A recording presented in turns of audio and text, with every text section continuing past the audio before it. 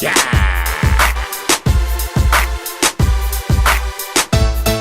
Yeah. You know what it is, nigga. Superstar. Woo. I got swagger. You're putting in that work. Yo, what up? It's your boy T Rapz. Welcome to Kas'lam TV. Vandaag ben chillen with the ever so sexy Moozlie. What's up? How are you? I'm fresh. Well, I know you, but for somebody out there who doesn't know you, please introduce yourself. Well, my name is Moozlie. I'm a rapper. I'm a record label owner, and I'm a television presenter. Yeah. And I'm basically like, I like to think of myself as a curator of the South African culture, you know, in terms of hip hop and what's going on locally with our youth, you know. That's where I am. And not locally only, but across the African continent, because the vision is always Pan-African. Yeah. And for us, mostly you were introduced as a TV presenter. Yeah. But then now you rap. You're a musician. Were you always rap? No, I wasn't always a rapper actually. When I got into the industry, my mission was just to be a broadcaster. Okay. And that's why I solely focused on television auditions and not any other thing in television specifically presenting. And then I got to a point where I really was interested in what was going on in the music space. But I think life is what happens when you're busy making plans, and just the spaces I found myself in. You know, just one thing always led to another.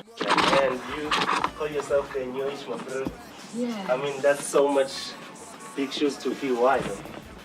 I think the fact that I say new age means that it's my own shoes to fill. If I was walking around saying I am Brenda Fassie, that would be another story. But it's always like young Mabena, the new age Mabena, you know what I mean? So more than anything, it's an aspirational thing. It's just something that I strive to. It's just something that I'm in love with. And I think, like anybody growing up in South Africa, you have an affiliation and a love for Brenda Fassie. And for me, I guess it's deeper than rap, funny enough. Yeah. And it's just she's a really, really big influence in my life. She's somebody that I really aspire to. And she's a legend, so why not want to be like her? Yeah, she was a free spirit as well. Exactly, which just I think, like you. I think, which is why I resonate with her so much. And just sometimes the things that I do or say, people will just be so annoyed by. I think even the fact that I call myself the new age Mabena annoys people. Yeah. And it's just like, that's so Brenda Fassie, right? Yeah, for sure. Yeah. And getting to Cash Time, I have to go there. Yeah. What happened? I mean, did you live by yourself, or was it a decision made from the Cash Time, Gucci, maybe you should leave, and why? I think it would say it's a bit of both. Ultimately, the label has to let you go, but I think even without their blessing, I still would have left, because it was really something that I was so passionate about, and I just wasn't willing to let go of a lot of control, you know? Okay. And so it's not necessarily to say that there was this big fight and we hate each other. It just comes down to like apples and pears. They do business this way, I do business another way. And that's all it was. Alright. Yeah. And after Cash Time, Nomuzi Mabena music? After Cash Time, Nomuzi Mabena music, man, it was very, very difficult for me to like find people that I felt could really look after everything that it is that I do. I don't only see myself as one machine, you know? And that's the thing. Some people like were good at music, other people were good at TV, other people were good in the fashion space, but nobody could do it all. And I just took it upon myself to see it as an opportunity to just do my own thing. And I think that's what 2016 has been about for a lot of people. I mean, you were just talking to Shane, and he did the same thing with Eagle Entertainment. You have Free World Music, you know, have Bean Group, aka is doing that. So it's just about bossing up and us really owning our own business and not relying so much on these big labels who actually essentially don't do much for us, you know? They just have the infrastructure which we don't have, which ultimately I think is why a lot of people just go to them for distribution and stuff like that, because we can't print CDs. We just don't have that kind of power. Yeah. But I think when it comes to making decisions about your music and your brand and your sound and which direction you can go, you're more than capable of doing that. And I think if you as an artist are waiting for somebody to come and tell you that, okay, it's your time, you're going to do this, you're going to do that, you're going to stand here. No, it doesn't work like that. Not even right at the very top, it doesn't work like that. Yeah. And good Nomuzi Mabena music, is it just you, or Yeah, but, Right now, it's just me. After the album, I'm really, really interested in signing some artists. Everybody's always hitting me up with demos, and there's actually been one or two that have been really, really, really, really dope. But I think I just want to get my own album out and be done and satisfied with that, because I don't want to be that like lady who's now jealous because now the new artist has got 5 fire mixtapes out, and I'm still trying to get my. It doesn't work like that. So I really just want to get the machine really, really up and running, and make sure that they can have their own team and do their own thing regardless of what I'm doing. Yeah, because that's the whole mission of the label. And For sure. sometimes I get frustrated when people just want to get signed by me because it's me. It's like, bro, what can I do for you? I also don't want to sign you and then you fail. Like, but it's it not also gonna work. shows what they think of you, though. It does, which is also quite flattering. You're right. You mentioned an album. When can we expect that? Can expect the album right at the top of 2017. It's Okay. been quite crazy trying to get it done with the TV schedule, then because obviously I was shooting Rich Kids, just started shooting V Table and this V Entertainment, and now it's December, so I'm going to be on the road. But top of 2017, you guys should expect it. The title and people you work with. I wouldn't say I've got a title just yet, funny enough, but the concept of it is Monomyth, which is the working title of the album. But every time people hear it and what it's about, they seem to like it. So I might actually just call it Monomyth, which is basically a hero's journey in literature, because that's what the album is all about. It's just about my story and my journey. And because I am an artist that was born in a collaborative space, there's a lot of collaborations on the album. Still a couple that want to get done. Like I'm trying to get Fifi in as soon as possible. Trying to get Aries in as well. Tejo's gonna come in as well. So there's a lot of collaborations on the album, which I think is really, really dope. And something that I'm extremely proud of. It's just going to be like a fun album. You're going to hear my story. You're going to hear the stories of other people. It may not necessarily be their stories, but it's just like a lot of stories. Let's just say that. It's just stories, a really great mood, a really, really great vibe. And I think people are going to be pleasantly surprised. Okay. And your sound, your production team, is it going to be trap as we've been hearing these days? Yeah, I mean, everybody's doing trap, and when I started out in the album process, I was really, really excited to be in a place where I could just make whatever sound that I want. And because I was listening to a lot of trap music, I just automatically jumped to that, like with Solo Troop, which was the first single that I put out right afterwards. But my producers just are not about it. They're like, it's just not really gonna last for very, very, very long. So, we're experimenting with a whole lot of things. There are some trap soul beats on there because that is what I'm listening to. I don't think it would be an accurate representation of myself if there wasn't some of that sound on there. But then there's also like some really beautiful like samples on there that I think are just gonna touch home so much because they're just so beautifully and authentically African. And then there's like some dance stuff that we did with Mapurisa, and there's a lot of people. And Blazing did some stuff. Richie obviously is on it too. I'm really also trying to get some stuff from Gemini still. So we're not done. It's still in the works. Yeah. And your latest single is the Irreceptive, right? Dope single, by the way. That's I like fancy. it. Are you gonna follow it up with something? I have to follow it up with something. I think people sometimes like to buy a single and then stumble across the album and buy the album. I'm of that thinking, and all my friends that have dropped albums have said to me that just get a couple of singles out before you just try to force an album down people's throats. So I'm definitely going to be follow up with something. I really want to do dope collaboration, which is in the works, but people's schedules and things like that is quite crazy. But I think the next single that we're going to drop is going to be one of the collaborations, and it's going to be fire. Yeah. And the female MC position in South Africa and Africa and the whole world, I mean, where do you see that? I think it's really, really great and booming, and we're slowly getting to a place where being female is not a disadvantage. I think it's a total advantage because we tell stories that haven't been told before. You know what I mean? We experience things differently to how you experience things, My makeup artist can just like rub her brush all over my tits and that's her job. But if a guy were to you guys were like, oh my gosh, what's happening right now? So it's just like we experience things so differently, and I think it's really, really great to be female. And obviously now this Black Girls Rock and just being a black female from Africa, from South Africa, the land of Madiba, I just think it's so power. And I think that's why on the African continent, That's why in South Africa, our females are the boldest, they're the loudest, they're the sexiest, they're the most empowered, they're the most popping, because we feel it, you know, and we are lucky enough to be in a space where if we take ourselves seriously, the audience responds to it too, which is really, really great. So I have to commend the viewers and the audience and people like you for not being afraid to tell female stories and not necessarily always typecasting them as female, because that's the issue. That is actually the issue, is that we constantly want to separate it. And not to say that I'm not proud of being female. I am extremely proud of being female. And I think I wear it literally on my chest every single day. But sometimes you just want to be human.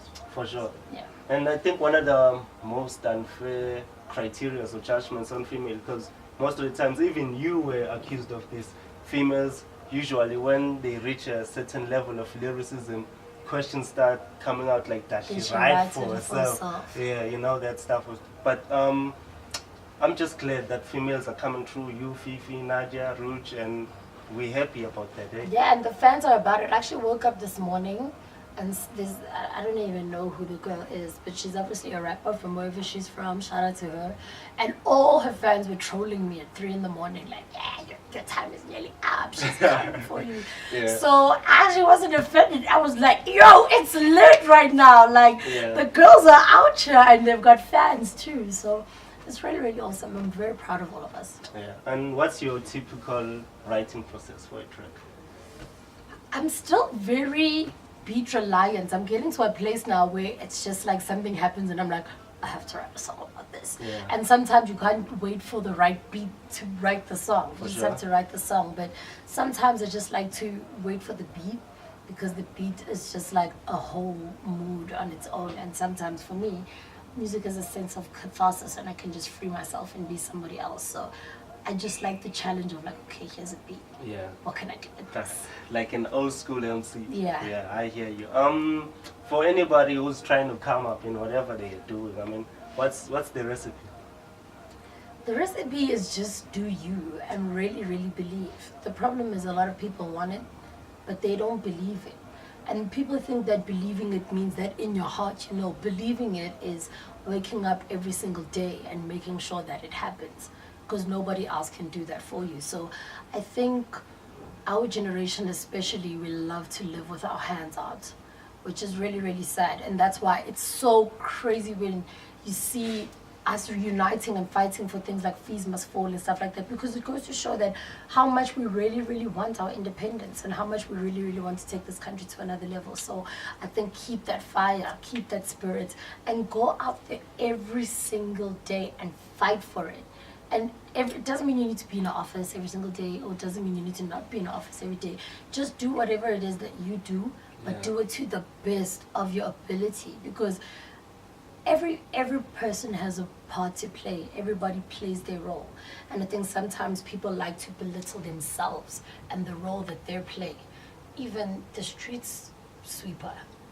If I walked out in 4 ways and it was dirty, I'd be pissed as hell. But I sure as hell wouldn't have the fire or the spirit in me to go and actually clean the road. You know what I mean? Even people who, the cameramen, the lighting, the people behind the scenes, people who are in the call centers, we need you, because we've got issues that you can solve. You have to do that to your best of your ability. So I think that if everybody in our nation just had that sense of pride in whatever it is that they did, big or small, the world would be a much better place. And we're just wrapping up 2015. I mean, what was 2015? 16, brother.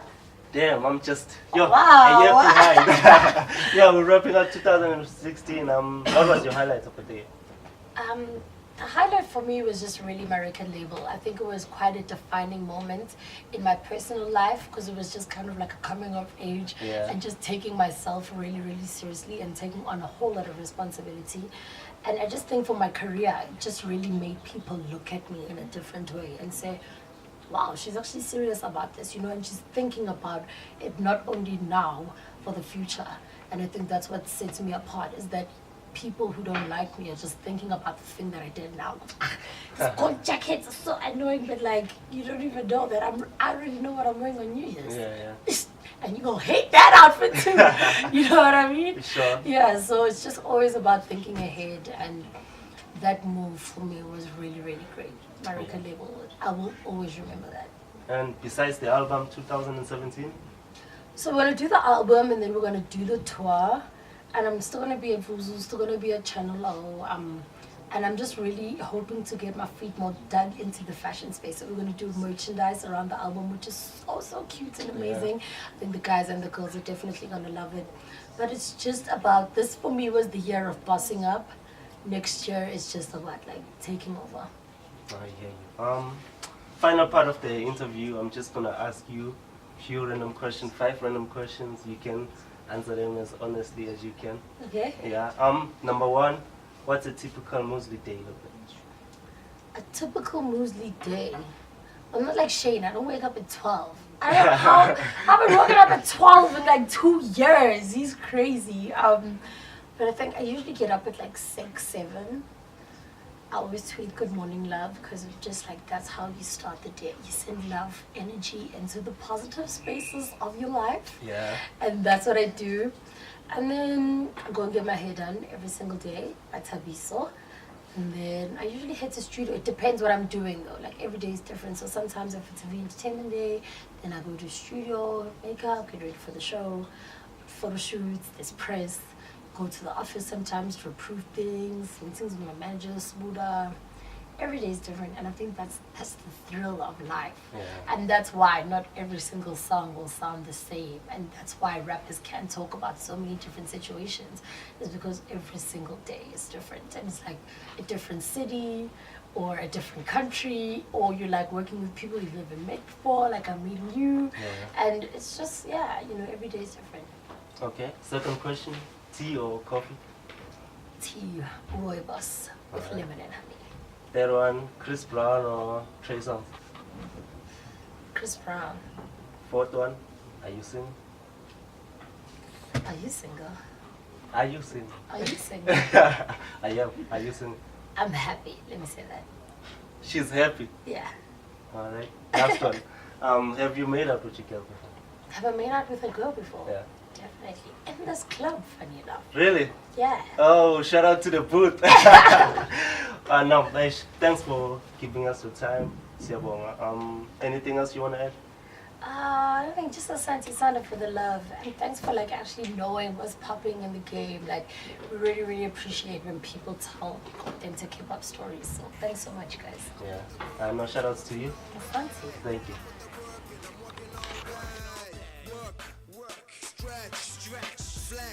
I'm working all day. I put that work in, I'm working all day. I put that work in, I'm working all day. Work, stretch, flex, I'm working all day.